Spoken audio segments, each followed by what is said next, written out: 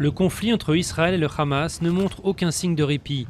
Au moins 25 Palestiniens ont été retrouvés morts lundi matin après des raids israéliens, alors que la journée de dimanche a été la plus sanglante depuis le début de l'offensive, avec plus de 140 morts palestiniens et 13 soldats israéliens tués.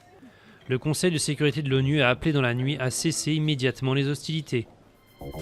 Ce conflit serait-il en passe d'être importé en France ?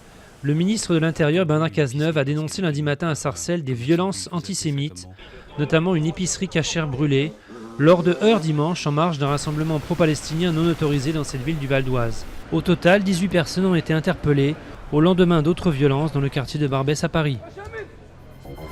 La colère gronde contre les séparatistes pro-russes. Près de 250 corps de victimes ont été retirés de la zone du crash du Boeing et se trouvent dans des wagons réfrigérés à une quinzaine de kilomètres. Dimanche soir, Vladimir Poutine a promis son entière coopération pour que les corps ainsi que les boîtes noires de l'avion puissent être récupérés. 2 morts en France à cause d'une mini-tornade.